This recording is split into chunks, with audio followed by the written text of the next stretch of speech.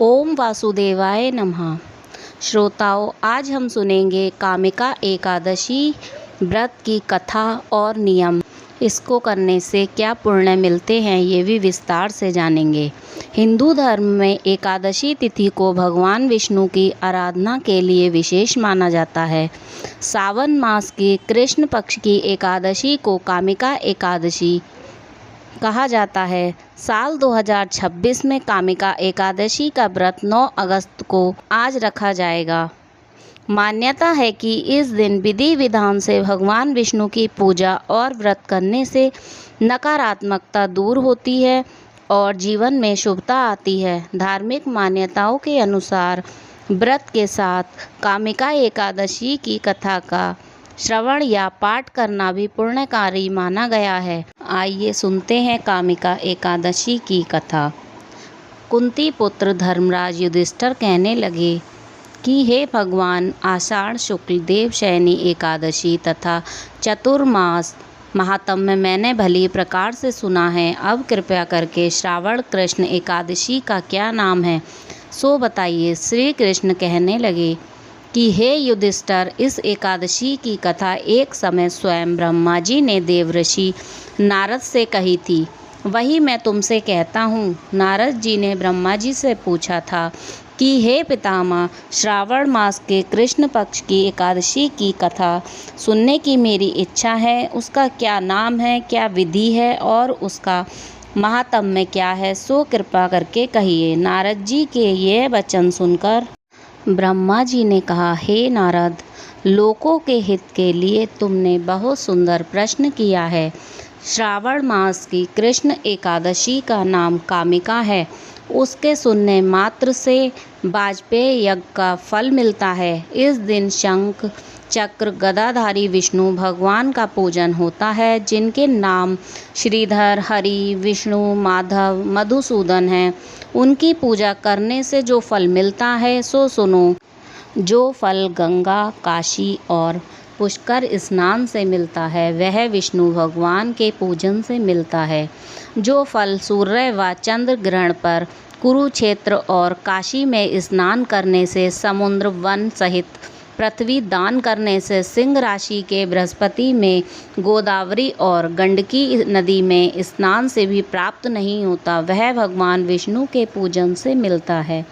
जो मनुष्य श्रावण में भगवान का पूजन करते हैं, उनसे देवता, गंधर्व और सूर्य आदि सब पूजित हो जाते हैं। अतः पापों से डरने वाले मनुष्यों को कामिका एकादशी का व्रत और विष्णु भगवान का पूजन अवश्य करना चाहिए। पाप रूपी कीचड़ में फंसे हुए और संसार रूपी संसार में डूबे मनुष्यों के लिए इस एकादशी का व्रत और भगवान विष्णु का पूजन अत्यंत आवश्यक है। इससे बढ़कर पापों के नाशों का कोई उपाय नहीं है। हे नारद, स्वयं भगवान ने यही कहा है कि कामिका व्रत से जीव कुयोनि को प्राप्त नहीं होता। जो मनुष्य इस एकादशी के दिन भक्ति पूर्वक तुलसी दल भगवान विष्णु को अर्पण करते हैं, वे इस संसार के समस्त पापों से दूर रहते हैं। विष्णु भगवान रत्न, मोती, मणि तथा आभूषण आदि से इतने प्रसन्न नहीं होते जितने तुलसी दल से।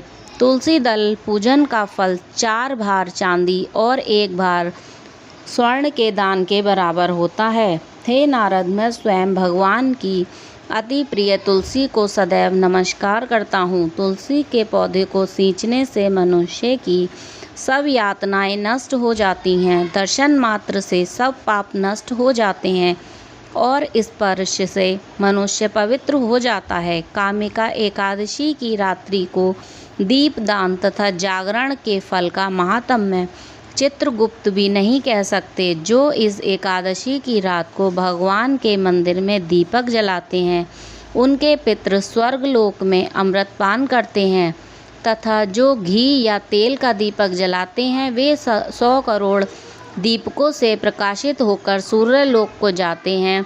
ब्रह्मा जी कहते हैं कि हे नारद, ब्रह्म हत्या तथा भ्रूण हत्या आदि पापों को नष्ट करने वाली इस कामिका एकादशी का व्रत मनुष्य को यत्न के साथ करना चाहिए। कामिका एकादशी के व्रत का महात्म्य श्रद्धा से सुनने और पढ़ने वाला मनुष्य सभी पापों से मुक्त होकर विष्णु लोक को जाता है। कामिका एकादशी की एक और कथा के अनुसार एक गांव में एक शक्तिशाली क्षत्रिय रहता था। उसका स्वभाव कुछ क्रोधी था। एक दिन किसी बात को लेकर उसका एक ब्राह्मण से विवाद हो गया। बात इतनी बढ़ गई कि संघर्ष के दौरान ब्राह्मण की मृत्यु हो गई। इस घटना के बाद क्षत्रियों को अपने किए पर गहरा पश्चाताप हुआ और उसे ब्रह्म हत्या के दोष का भय सताने लगा। वह ब्राह्मण के अंतिम संस्कार में शामिल होकर प्रायश्चित करना चाहता था, लेकिन वहां मौजूद ब्राह्मणों ने उसे रोक दिया। उन्होंने कहा कि पहले उसे अपने पाप का प्रायश्चित करना होगा। क्षत्रिय ने उनसे मुक्ति का उपाय पूछा। ब्राह्मणों ने उसे बताया कि सावन मास के कृष्ण पक्ष की एकादशी को भगवान विष्णु का श्रद्धापूर्वक पूजन करते हुए व्रत रखना चाहिए। साथ ही जरूरतमंदों और ब्राह्मणों को यथाशक्ति दान देना चाहिए। उन्होंने उसे भगवान विष्णु की शरण में जाने और पूरे मन से प्रायश्चित करने की सलाह दी। क्षत्रिय ने बताए गए नियमों के अनुसार कामिका एकादशी का व्रत रखा। उसने भगवान विष्णु की विधि पूर्वक पूजा की और पूरी श्रद्धा के साथ उनकी आराधना की। पूजा में तुलसी दल अर्पित किया और अपने अपराध के लिए सच्चे मन से प्रायश्चित किया।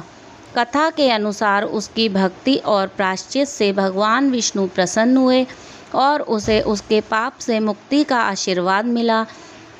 इसके बाद उसके जीवन में सकारात्मक बदलाव आया और वह धार्मिक एवं सदाचारी जीवन की ओर बढ़ने लगा।